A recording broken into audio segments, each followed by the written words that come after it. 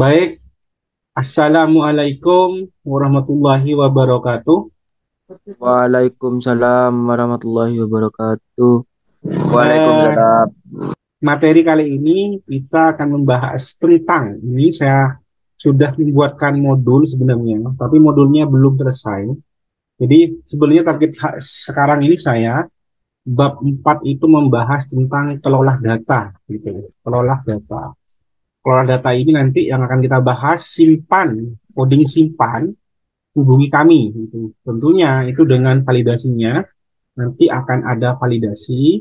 Kemudian next pertemuan berikutnya kita akan membahas tentang CAPTCHA.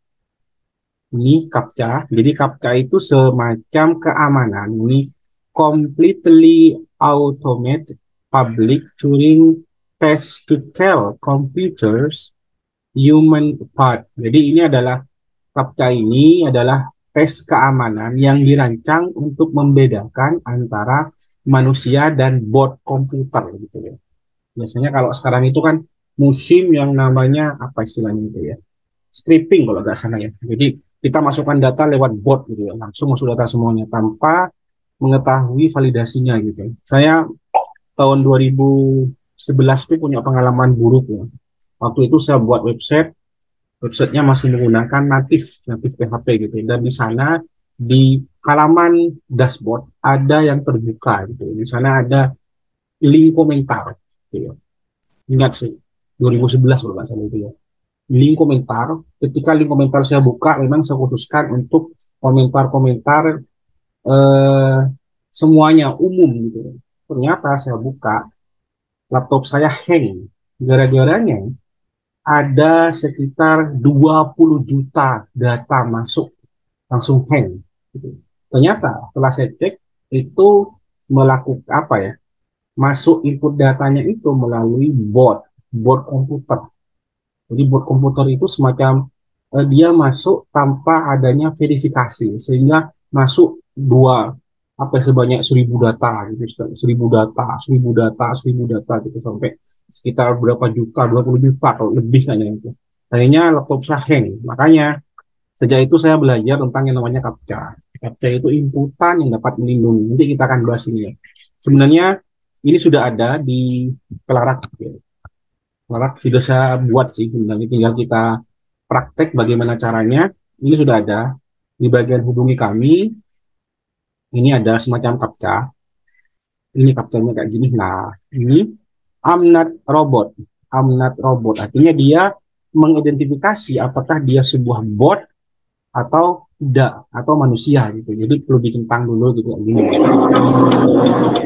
Akan bisa melakukan simpan atau input data seperti itu ya. Baik, kita lanjut dulu. Jadi tapi mungkin tentang CAPTCHA ini kita akan bahas apa pertemuan berikutnya. Kita sekarang fokus pada yang namanya input atau simpan ini.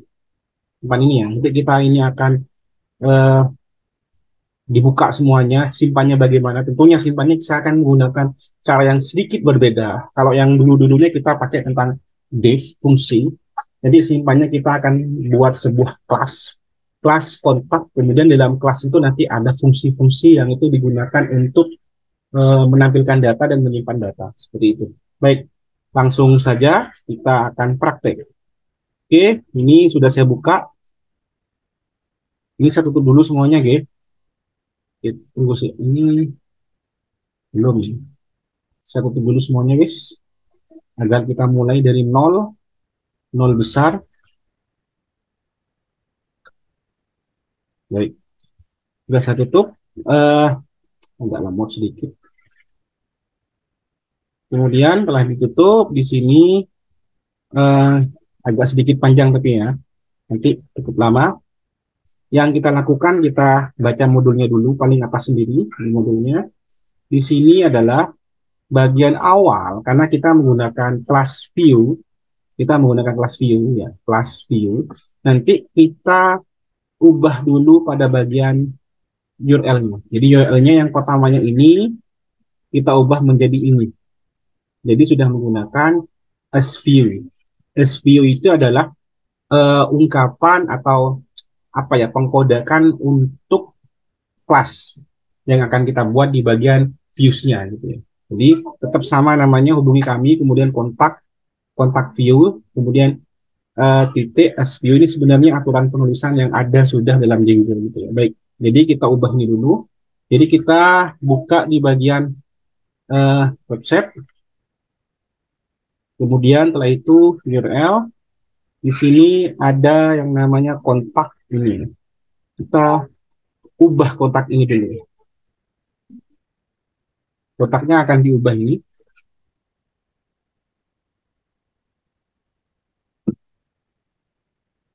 Kita ubah di sini. Ini kita copy paste, tetap kita main copy paste, tapi tetap hati-hati karena Python ini identik dengan indentasi atau kerapian dalam mengoding. Oke. Ini kita, kemudian ini kita hapus saja, hapus atau kita matikan aja guys. Kita matikan. Cara matikannya gampang kan ya, kontrol garing gitu ya. Kemudian di sini bagian view, tentunya cara manggilnya juga akan sangat beda, akan sangat beda di sini. Di bagian kontak juga kita ubah. Ini sudah saya buatkan, jadi kontaknya kita ubah gini. Kelas kontak view. Jadi ini karena ini sebagai kelas atau apa istilahnya? BPO atau OOP ya, sorry, OOP, maka kelas itu identik setelahnya kelas harus menggunakan huruf kapital, ya, huruf kapital. Ini adalah aturan dasar dari penggunaan OOP. Jadi ini kita kopikan ini. Kita perhatikan kodenya, dalam kelas ada fungsi. Fungsinya apa? Get. Kalau ada get, pasti akan nanti ada apa? Ada post pasti gitu ya. Oke, kita lihat lagi. Di sini pasti error. Oke, ini sudah rapi ya. Kita kerapiannya lihat ini. Oke, ini sudah rapi. Sudah rapi satu tab. Oke. Tunggu cek dulu. Tapi enggak. Nah, oke, sudah rapi ya. Error. Error ya. Fungsi get. Oke, ini belum.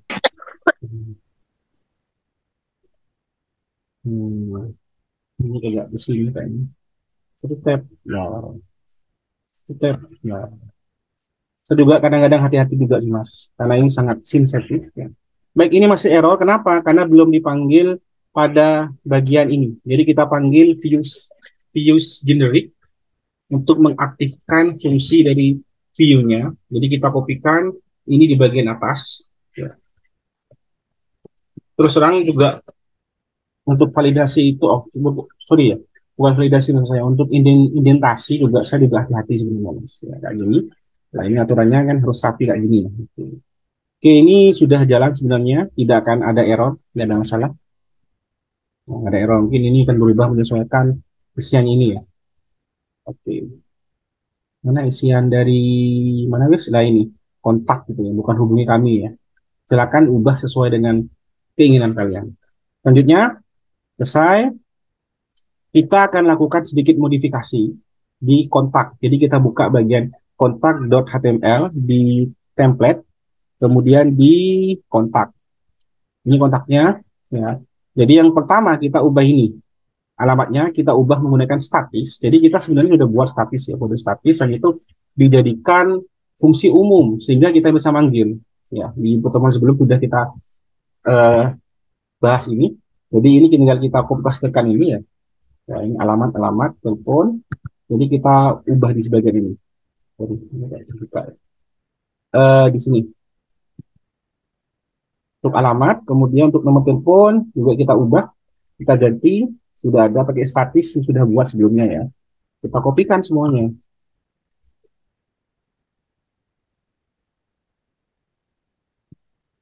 Baik, ini juga yang terakhir kita kopikan juga di bagian email.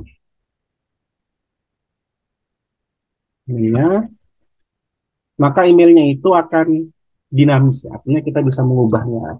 Tempat mengubahnya di mana? Di file statis yang sudah kita buat sebelumnya. Ini sudah ada. Nah, ini Python, ini nomor teleponnya ini Andra sudah. Jadi ini akan mengarah pada database. Kemudian kita ubah ini juga. kita ubah menyesuaikan dengan tabel, bukan tabel, ya tabel yang sudah kita buat terkait dengan hubungi kami.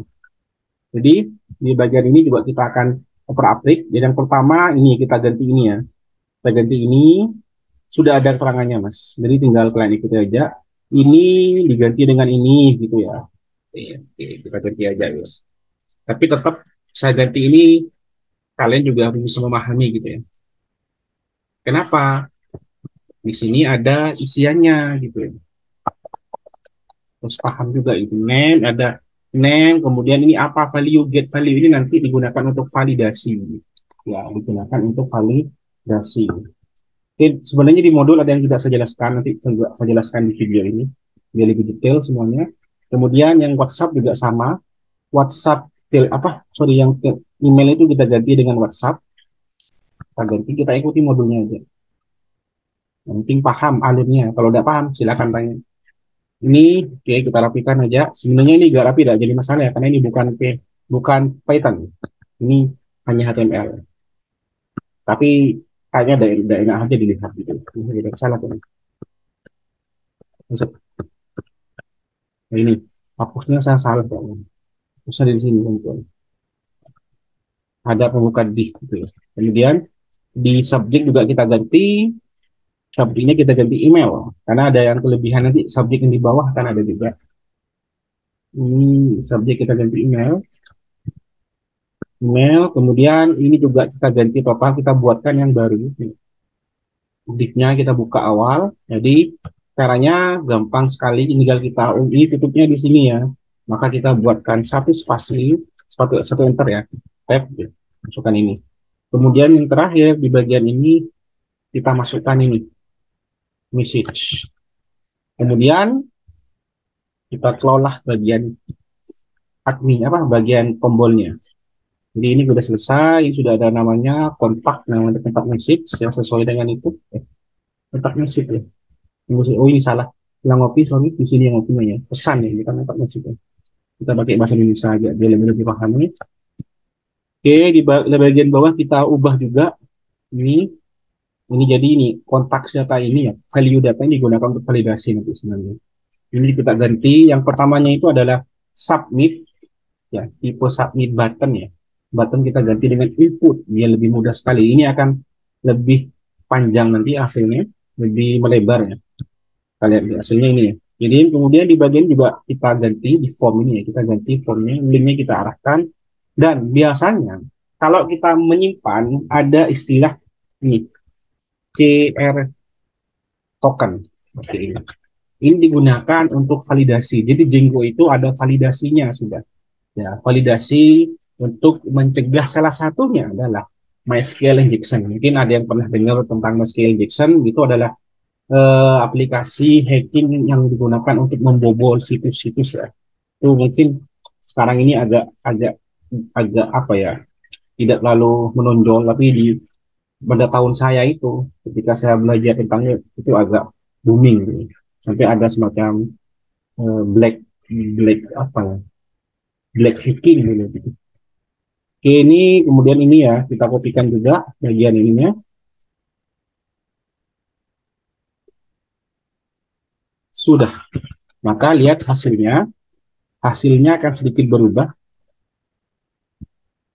Yang paling nampak ini karena kita menggunakan tombolnya menggunakan tipe input kemudian submit akan lebih panjang. Ini yang kita buat ya. Sudah. Kemudian setelah itu kita tambahkan validasi. Sebelum validasi di sini ada post ya, ada post ya. Ini sebenarnya sudah langsung validasi, mungkin saya jelaskan di sini ya. Kemudian dia post itu digunakan ketika ada eksekusi menjalankan form atau eksekusi simpan gitu nah, tombol simpan itu bahasa gampangnya. Kemudian ini ada hash error false, jadi pertamanya dia validasi tidak jalan. Ya, kemudian ini mungkin bertanya ya, ini apa? Ini mungkin dalam bahasa pemrograman PHP kayak kita memanggil name ya, post menggunakan post gitu ya. Jadi nama, WhatsApp, subjek, email, pesan itu pasti ada pada inputan name. inputan name, nama, WhatsApp, email, subjek, pesan. Ini semuanya dipanggil kembali, dipanggil. Kemudian setelah dipanggil kita kelola dengan menggunakan post. Kita ceritakan pada sistem bahwa dia adalah dijadikan post atau post get kalau dalam bahasa Jingonya gitu ya. Digunakan untuk apa? Akan ini dijadikan variabel kemudian nanti digunakan untuk menyimpan atau kita bandingkan nanti dengan data yang ada di tabel seperti itu. Jadi ini adalah eh, berasal dari inputnya. Sekali lagi input. Input mana? Input ini yang ada di kontak. Mudah-mudahan dipahami ya. Kalau biasa ngoding, biasanya paham ini ya. Nih, nah ini ya. Ini atau ini. Nah di sini. Ini adalah nanti kita panggil ininya. Ya, data ini. Tapi kita alihkan penamaannya. Baik, kemudian setelah selesai, kemudian ketika nama kosong gitu kita buat percabangan. Ketika nama ini kosong, maka akan muncul sebuah validasi text error true, konteks true artinya dia konteksnya muncul. Jika WhatsApp kosong gitu, ini validasinya. Ini jika subjek kosong, subjek mobil dari mana? Dari ini ya. Ini variabel yang sebelumnya kita buat gitu. Pesan kosong ya, konteks kosong. Ya, else jika sudah disimpan semuanya atau sudah lengkap, maka kita lakukan penyimpanan. Penyimpanannya bagaimana? Simple sekali. Sebenarnya banyak cara ya, banyak cara penyimpanannya. Saya cerita sedikit ya. Yang pertama ini mungkin cara penyimpanannya sangat mudah sekali. Ada yang menggunakan forms, ada yang menggunakan save yang itu ada di awal kalimat. Nanti kita akan juga akan bahas kalau nanti atau nanti kalau ada yang pertanyaan terkait dengan cara menyimpan di Django itu kita akan bahas juga ya. Jadi kontak ini diambil dari nama kelas atau nama tabelnya. Pastinya di sini kita lihat ya di bagian apa namanya model pasti ada yang namanya kontak. Kontak mana kontak itu? Kontak mana? Kontak atau ini ada kontak ya ini. Kita manggil ininya, nama kelasnya itu kontaknya. Ini sama hurufnya juga sama ya, ini besar hurufnya ya. Sini besar ya. Oke, langsung kemudian ketika sukses disimpan, maka dia akan ada tulisan pesan sudah berhasil terkirim. 104 artinya berhasil ya. Oke, kita kopikan. Ini cara ngopikannya tetap hati-hati ya, takut nanti rusak. Sebenarnya nggak akan rusak sih kalau kita paham alurnya itu. Baik, div, post, kita copy pastekan, nah langsung rapi ya saya ini. Nggak bisa ya. Ya gitu wes. Biasanya nggak rapi gara-gara mainnya di apa? Kita nyimpan di PDF gitu ya. Ini masih belum rapi soalnya. Iya, ini masih belum rapi. Kalau rapikannya kita enter, maka ini akan rapi. Nah, sebenarnya gini ya. Oke, kita rapikan satu-satu ini. Kita rapikan. Oke, ini juga kita rapikan. Lurus semuanya. Cukup hati-hati karena ini indentasi ya.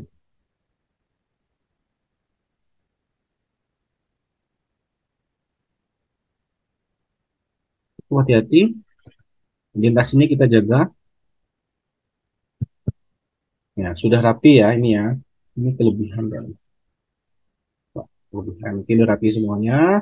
Ini sudah rapi, oke. Ini sudah rapi juga. Simpan, akan keluar ini ketika disimpan. Oke, baik. Setelah itu, ini kenapa kok apa ya error nih? Ini sebenarnya error karena kita belum menambahkan di bagian import gitu. Jadi ini selesai, kita tambahkan bagian import di sini. Dan importnya kita letakkan di bagian atas. Setelah dikopikan ya errornya hilang karena message sudah terbaca gitu ya. Belum hilang ya, hilang sudah. Oke, message sudah terbaca. Ini validasinya lengkap sudah, tapi validasi ini masih error pasti. Kita membutuhkan sebuah alat yang namanya message. Message itu nanti kita letakkan atau pesan ya, misalnya kita letakkan juga di bagian setting. Setting mungkin sudah ada keterangannya. Ini simpannya ya, ini panggil database apa?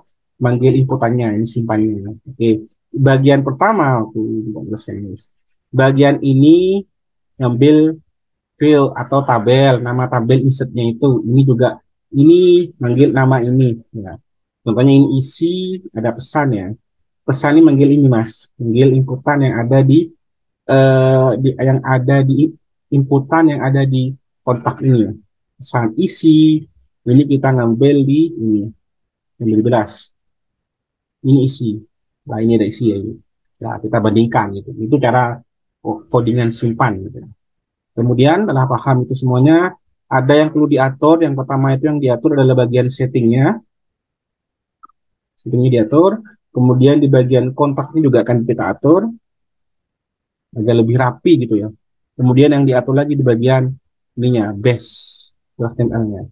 Kemudian pertama settingnya kita kopikan ini. Ini sebenarnya ngambil dari kode bootstrap ya, alert info gitu ya, alert success warning. Kalau ini kita buat sendiri debugnya ya, info gitu ya.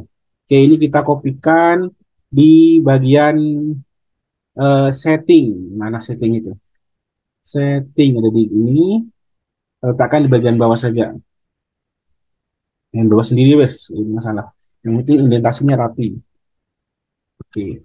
Kemudian setelah selesai ini kita tambahkan di bagian kontak. Ya, di bagian kontak itu ini. Ini adalah menangkap message-nya ya. Agar lebih rapi sebenarnya. Kita nanti akan uji coba tingkat kerapiannya bagaimana sih gitu. Oke, ini ya, akan keluar message-nya, kontaknya ini ngambil dari yang sudah kita atur di sini. Baik, itu selesai, kita kopikan di bagian kontak, kita letakkan di mana ini contohnya. Kita letakkan di kontak ini, kita letakkan di sini Mas, di bagian ini. Nah, ini di bawahnya ini. Kirim pesan. Oke. Ini gak rapi, gak jadi masalah, sih aman sebenarnya. Tapi saya biasa rapi itu juga lihat. Baik, ini sudah rapi. Baik, selanjutnya setelah selesai ini di bagian base-nya kita kelola lagi agar tampilannya lebih bagus. Ini sebuah tampilan yang digunakan atau CSS-nya agar lebih tampilannya baru gitu ya, bagus. Jadi ini kita ambil yang kita buat tadi itu ya. Larat itu ya, sudah kita buat di kelasnya itu di bagian mana? Di bagian setting kita buat tadi itu. Kemudian ini ada tambahan gambarnya juga, image, menu, error gitu ya, agar lebih rapi. Oke, kita kopikan ini. Kita tidak akan berlama-lama tentang CSS karena ini seharusnya kalian udah paham gitu kalau CSS ini. Baik, kita kopikan di bagian base. Kita cari base agar kena semuanya gitu ya. Base, mana base itu? Di bagian base. Oke, di template base-nya kita letakkan di atasnya ini heading. Header-nya ini kita pastekan di sini.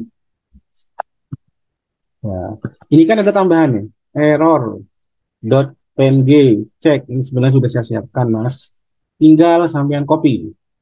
Nanti juga saya kirimkan. Saya copy di mana tadi, Mas? Oh ini ada di luar ya. Ini kita copy, kita letakkan di filenya. Filenya di sini dua line, kemudian ada static, kemudian ada image, kemudian ada menu. Letakkan di sini.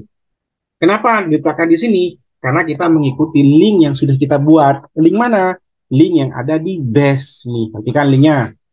Image, menu, error. Sama ya. Dia ada di image, menu. Sama image, menu. Kemudian nama filenya apa. Sudah selesai. Kita coba lagi. Oke, sudah selesai semuanya. Ini sudah selesai. Kita coba.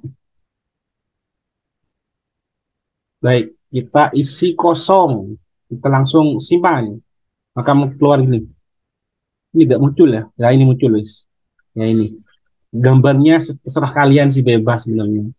Masih kosong, masih kosong. Oke, kita coba isi. Kita isi sembarangan, guys. Contohnya namanya adalah ini, yakin. Emailnya ini. Subjeknya, oke, ini ya. Kita contohnya terima kasih gitu atau meja tersimpan nggak? Ya, oke. Kita cek dulu apakah tersimpan atau tidak. Baik, ada tulisan pesan sudah terkirim. Silakan tunggu respon selanjutnya. Ini sebenarnya berasal dari ini di bagian views-nya simpan. Nah ini pesan sudah terkirim, silakan tunggu respon selanjutnya ini ya. Oke. Kemudian karena kita di sini ini adalah sukses, maka kita menggunakan warnanya beda gini ya. Ini sebenarnya pengaturan dari CSS-nya gitu. Oke, masuk enggak tadi itu kita lihat lagi di bagian adminnya ya, atau super adminnya. Kita bikin dulu.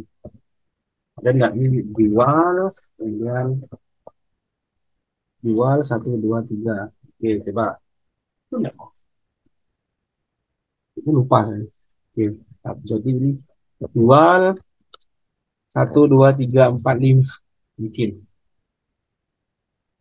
So, ada yang ingat mungkin nih apa Jual passwordnya? satu dua tiga Hah? empat lima. Coba jual satu, jualan boleh nggak? Kenapa?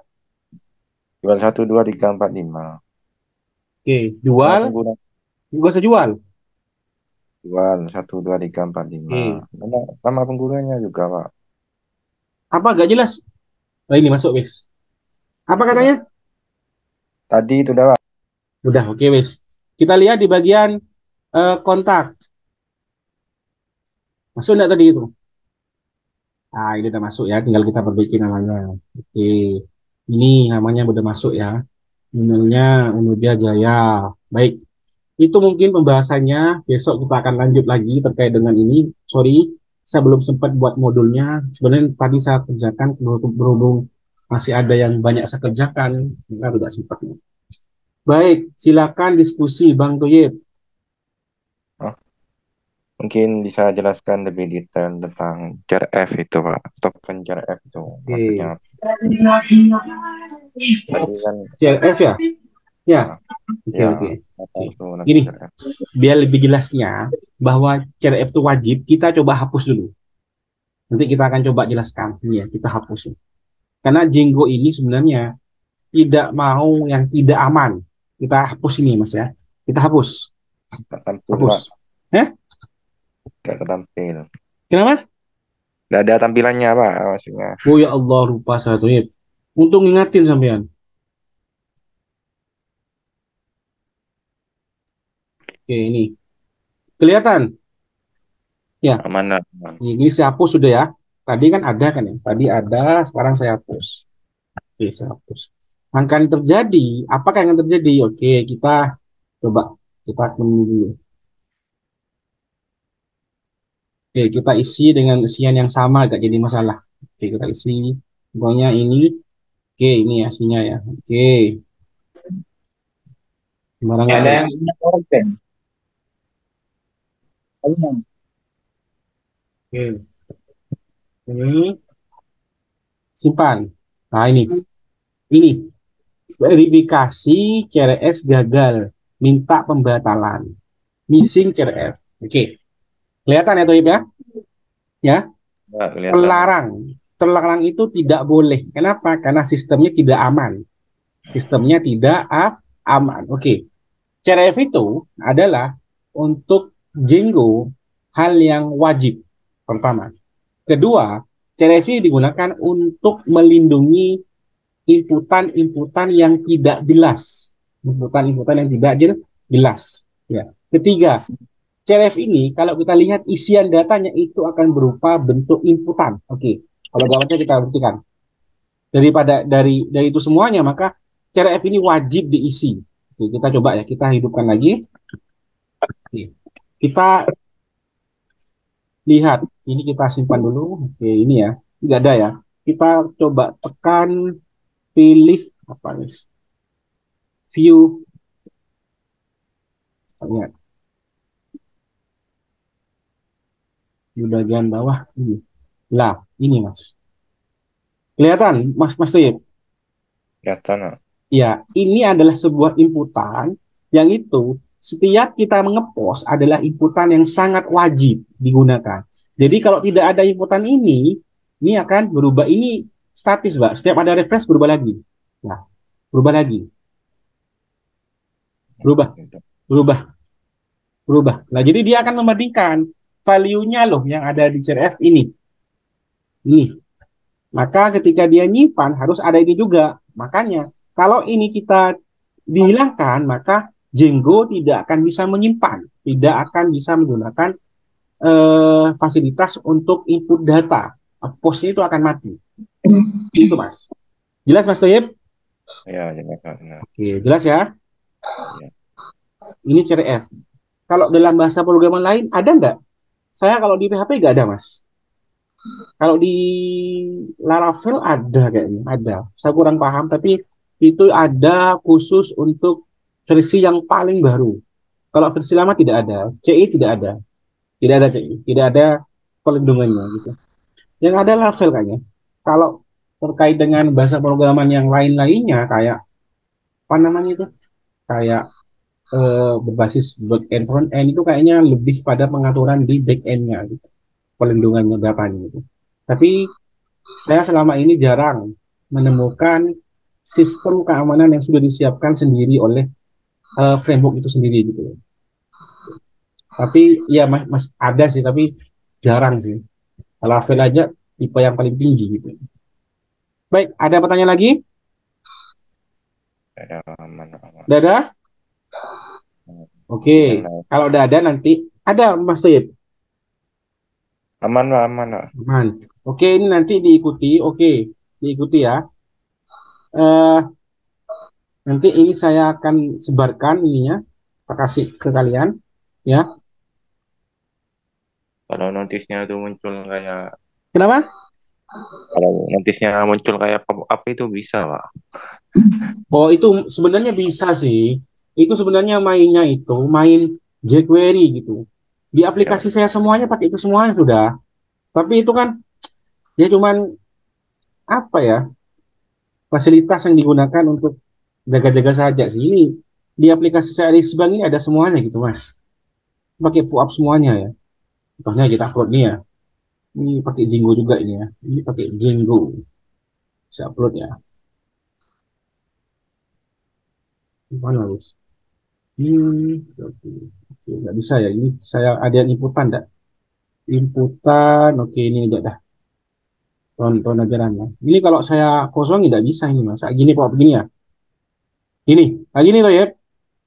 ya, Bapak. Ya, ini sebenarnya saya menggunakan suite Alert. Itu jQuery mas. Ya, kayak gini kan ya. Suite Alert. Hmm. Kalau kosong kan muncul ya, gitu kan. Sebenarnya gitu mudah sih. Mudah, konsepnya mudah sekali gitu. Itu mainnya rata-rata di JavaScript sebenarnya. Tapi kalau kalian nanti bisa memahami terkait dengan Django juga bisa kan kita berkolaborasi dengan JavaScript ini Eris Bank ini saya buat pakai Django yang sampai digunakan. Ini lagi SPMI juga saya buat untuk pengujian pakai Django mas.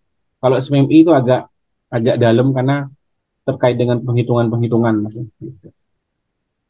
Dua ini yang dipakai ini menggunakan Django semuanya. Bisa dipahami Mas Toyib? Oke, lainnya ada yang mau ditanyakan? Tidak ada? Kalau misalnya kita pengen project ya, Kenapa Toyib? misalnya enggak gini kan. Sekarang kan skripsi smart computing itu kan tidaknya ada interface kan ya, Pak. Smart computing ada interface smart computing ya. Ya, Oke, misalnya terus menggunakan web itu, Pak. Berarti ya codingannya itu bisa dimasukkan di Django itu. bisa. Saya katakan bisa, bisa. Asalkan gini, Django itu dia berbasis PIP, Mas. PIP itu Package Installation ya. Python Package Python Installation Package itu PIP ya. Dan kita dalam bahasa pemrograman Python, contohnya cara memanggil pandas atau cara menggunakan metode-metode yang digunakan untuk data mining itu semuanya pakai pip kan, pip. Coba diterapkan di sini di pipnya, kemudian kita tinggalkan tambahkan inputan. Gitu. Tapi memang agak dalam sedikit mas, agak dalam sedikit gitu. Artinya harus kita menguasai terkait dengan eh, Python secara pure atau murni gitu. Itu memang yang perlu dalami. Dan selain itu juga harus paham terkait dengan eh, data mining sendiri, Mas, atau smart computing itu sendiri. Gimana tuh ya? Hmm. Berarti campuran library-nya ini tidak apa-apa, library-nya Nggak kan jadi masalah, Mas. Bisa. Bisa. dicampur sama library-nya di Django. Bisa. Dicampur-campur bisa, Mas, library-nya. Karena fokusnya Django itu bahasa berhubungan Python, jadi dia bisa menggunakan library atau package yang ada pada Python itu sendiri gitu ya. Gitu. Jadi kalau mau memanggil NumPy gitu juga bisa, Mas. NumPy atau Pandas itu juga bisa. Tak paham tuh ya? Paham, Pak, paham. Oke.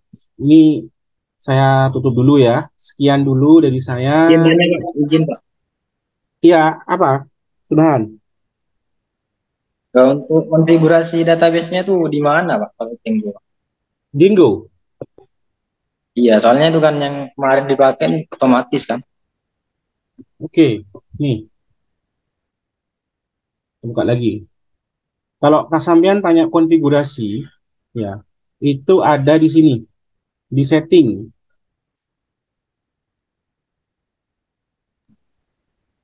Ini, kelihatan Mas? Setting. Ya, kelihatan? Iya, Pak. Iya, ini Pak. manggil SQLite 3. SQLite 3, oke, kita buka di sebagian sini. Ada nggak SQLite 3? Ini, database-nya tersimpan di sini. Kelihatan? Iya, Pak. Oke, itu yang saya jawab. Kemudian, Pak, bagaimana seandainya kita menggunakan MySQL? Tanya ya. Oke. Ini kan kebanyakan kita menggunakan MySQL kan? Betul nggak? Iya, Pak. Iya, Pak. Ya, oke. Kalau kalian menggunakan MySQL, ini saya contohkan program saya yang sudah pakai MySQL. Kita akan bongkar. Tapi saya biasanya, Mas, kalau di sini di laptop saya sendiri, saya sering menggunakan SQLite. Tujuannya apa? Agar tidak berat. Kalau berat sudah malas ngoding ya. Kalau saya malas sudah kalau ngoding udah berat. Tapi ketika deploy, maka saya akan menggunakan menggunakan MySQL. Karena kalau SQLite performanya jelek ketika di deploy itu. Maka ketika kita masih development ringan, ketika kita sudah di deploy atau produksi, maka ringan juga gitu. Karena saya sendiri mencari aman agar aplikasi kita juga enak digunakan. Oke, ini saya contohkan ya. Ini kemarin yang saya buat tentang ini sudah publikasi. Ini produksi, saya bedakan gini Mas. Kita buka sedikit, kita contek ini ya. Apa isinya sih? Yang ini menggunakan MySQL sudah Mas. Sudah menggunakan MySQL. Postgre juga bisa. Malahan Python ini lebih custom atau lebih enak menggunakan Postgre. Terus ASAP apa lagi ya? Jadi SQL-nya itu juga banyak bisa Mas. Oke. Ini contohnya ketika saya menggunakan MySQL. Ini. Ke atas lagi lah ini. Ini saya menggunakan MySQL. Kelihatan? Iya, Pak. Kelihatan Mas? Jadi ada engine, kemudian ada ini sudah publish tapi ya, sudah ada di sudah ada di localhost, bukan localhost, hosting ya. Jadi ada name, nama name-nya, username, ada passwordnya, ada host, kita kasih lokal, ini sudah tak publish tapi portnya berapa. Kemudian kita pakai set SQL mode, mode street transaksi, bahwa itu fungsinya untuk menjalankan sebuah transaksi yang ada di database sendiri. Kan kita kan pernah nggak kalian main database yang itu database-nya kita buat seperti menjalankan sesuatu atau ini kita buat views di database, pernah nggak? Pernah Mas? Kayak apa Pak? Views itu biasanya digunakan, contohnya ada relasi A sama B. Jadi kalau kita simpan A, otomatis di database sebelumnya yang berrelasi itu akan tersimpan juga. Itu views namanya. Itu juga bisa diterapkan di Django. Mungkin aneh mungkin, tapi kalau dunia database itu banyak sekali kegunaannya. Artinya banyak sekali, itu banyak hal cabangnya. Kita juga bisa memiliki relasi-relasi yang ada di MySQL. Relasinya itu kita terapkan. Jadi kalau kita simpan satu, maka view yang mana kita juga akan ikut tersimpan. Itu ada Mas sistemnya. Kalau kalian mendalami lebih dalam lagi tentang MySQL. Dulu waktu saya kuliah semester berapa ya? Semester 5 kalau nggak salah, itu saya mendalami MySQL. Jadi sedikit tahu gitu. Sekarang lebih banyak lupa. Gitu. Baik, dipahami Subhan? Iya Pak. Jadi konfigurasi di sini Pak. Kayak barusan tuh kan pakai SQLite 3 Pak. Kenapa? Pakai SQLite 3 nih. Yang mana? Yang tadi, iya, yang sebelumnya. Yang tadi itu pakai SQL 3 ini sebenarnya default. bawaan Ya, dari si semisal Django. semisal gini Pak, itu kan pakai migration Pak. Nah, semisal ada eh, tabel-tabel yang salah gitu, itu Mas bisa Pak, dikembalikan lagi gitu. Kenapa, kenapa? Misal ada tabel yang salah yang mau dihapus misal gitu. Itu caranya gimana? Boh, kalau tabel yang mau dihapus, Mas, tetap main di sini, Mas. Di sini, Mas. Ya, Tabel mau oke. dihapus, tinggal kita hapus ini, Mas. Oh, Migrate, migration, udah hapus, wis. Kan sudah kan di awal pertemuan, Mas. iya Pak. Ya, Nggak, soalnya kalau di bahasa-bahasa lain tuh meskipun dihapus itu tetap gitu Pak. Kalau udah di migration. hilang kalau Kalau ini dihapus. Hilang. Iya, iya, iya Pak. Tapi akan error. Kenapa? Karena sebelumnya kita sudah menuliskan kode-kode terkait dengan kategori. Ya kan?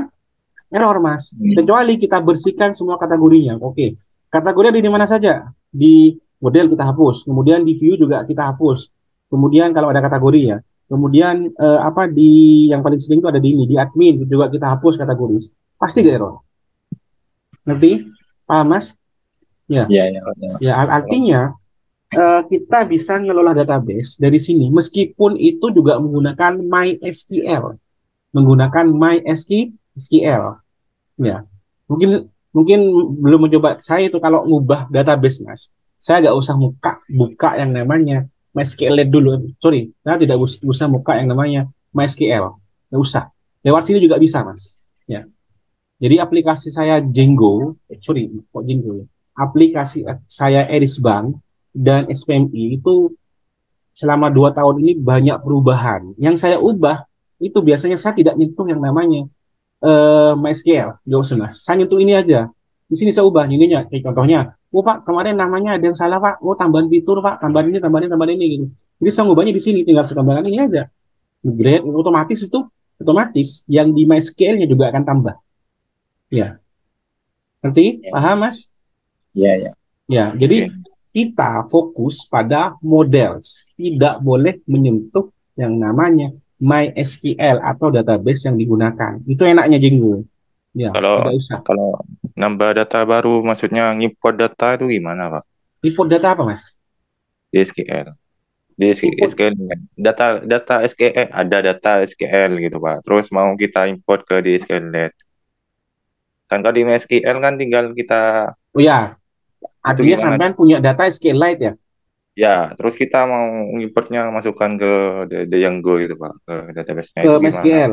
Ya. Kalau kan, ah, Kalau kalau seperti manual bisa, Mas. Tapi kalau migrasi langsung itu saya pernah nyoba dulu, saya gagal. Nggak bisa, memang ada yang nggak bisa. Nggak bisa. oh, Makanya kalau saya produksi, biasanya saya kebanyakan menggunakan MySQL.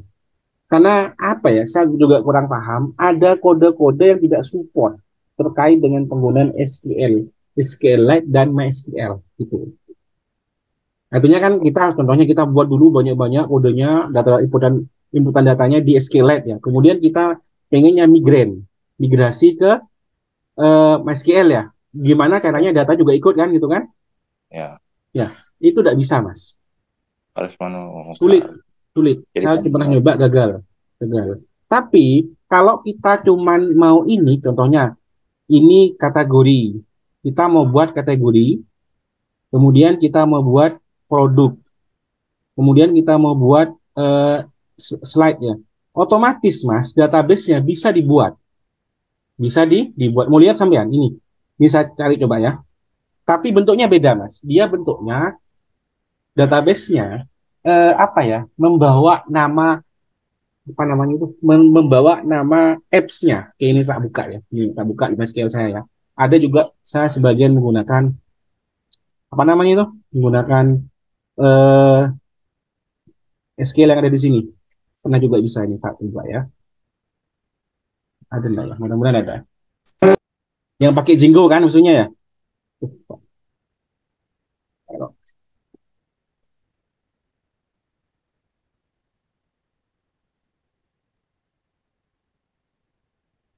Kuning ini, Us.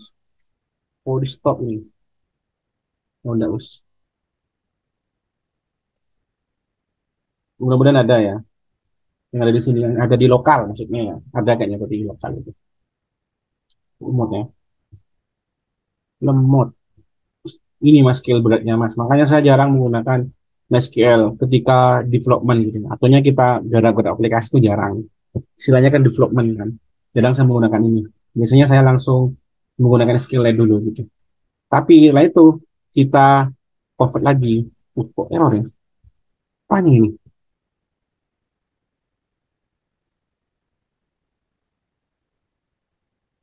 Akses deny.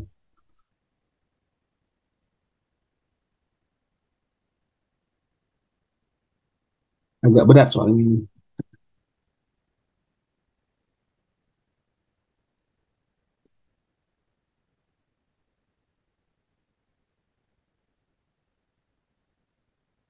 Deny semua ya.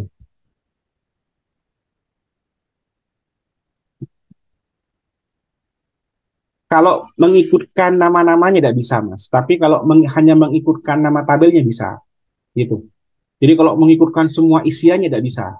Isian contohnya kita ngikutkan A, B, C, D, ngikutkan D, C, tidak bisa. Tapi kalau mau kita taruh kategori produk, kemudian apa namanya? Produk, kemudian tadi itu kontak, itu bisa, Mas. Tinggal kita import, tinggal tinggal kita apa namanya? Migration ya. Itu tidak bisa ya. Nah, ini skill saya langsung ke admin. Nggak lemot, sorry, ini nggak lemot nih, Mas. Nilai lagi. Karena MySQL agak berat, Mas. Sudah punya kalau bawaan dari exam PP ya.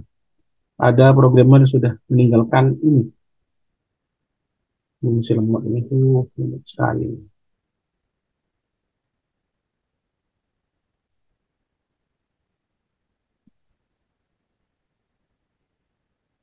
Itu Mas Soeb? Jelas Mas Soeb?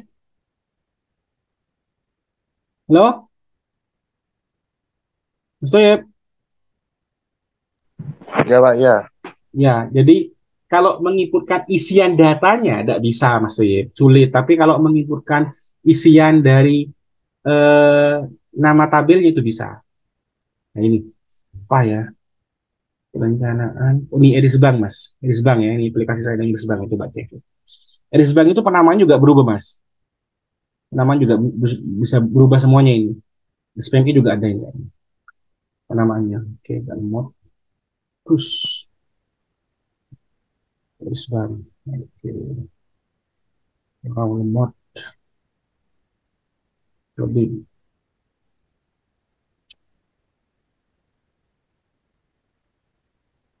Ini biar kelihatan. Terus, kok lemot ya. Namanya beda tapi Mas. Lah ini Mas. Diperhatikan ya. Administrasi underscore deadline. Ini artinya nama kelasnya itu adalah deadline underscore KKN. Nama apanya? Nama nama apps-nya adalah administrasi. Itu dosen. Ini nama apps-nya adalah dosen. Kemudian nama kelasnya adalah logbook. Ini akan diciptakan sendiri, Mas. Otomatis ini. Ketika kita tekan migrate itu. Itu maksudnya paham? Paham. Ya, ini otomatis Mas. Tapi tetap panggilannya itu tetap menggunakan ini. Ini tetap ini. Jadi produk itu nanti ketika kita sudah import ke MySQL, nanti ini namanya apps-nya apa? Jadi website apa? Website kemudian underscore produknya P-nya kecil gitu ya. Nah, kemudian ini out group permission, ini out user semuanya ini, Django admin log ini adalah bawaan dari Django session semuanya bawaan dari Django. Ini sudah yang saya gunakan. Bisa dipahami? Tuh ya? Ya. Ya. Jadi itu Mas. Terus ini tapi nggak usah dibuat sendiri nih Mas. Tinggal kita tuliskan di bagian ini. Kemudian otomatis akan dibuatkan sesuai dengan nama apps-nya apa. Jadi kalau nama apps-nya website underscore produk, P-nya kecil, kayak gitu tadi itu. Dibuatkan gitu. Nanti kita di produksi kita coba menggunakan MySQL gitu, biar kalian jelas. Paham tuh ya? Paham, Pak, paham, Pak. Oke. Ada lagi yang mau dibahas? Banyak tugas, Pak. Kenapa? Tugasnya sampean belum ya? Ya itu. Tapi tetap saya cek nanti sampai ke modul 7 kan ya? Yang modul kemarin, Pak, sudah, Pak. Ya, nanti saya cek semuanya, wis. Belum Kapan selesai Mas kalau itu, Pak? ya itu, besok saya kayaknya ini, kaki ini agak-agak sakit nih. Nanti dah saya siapkan khusus Zoom untuk ngecek semuanya itu. Tapi tetap saya harus cek ya. Ini saya kaki Ya, agak-agak Pak. sakit soalnya. Mau mungkin besok saya paksakan itu ya, masuk tapi kalau bisa, Mas. Tadi itu saya masuk tapi itu kaki itu saya agak agak-agak kuat sih. Baik, saya tutup dulu aja nih Mas ya, karena direkam ya. Baik, Pak. Baik, sekian dulu dari saya. Kurang lebihnya minta maaf. Assalamualaikum warahmatullahi wabarakatuh. Waalaikumsalam.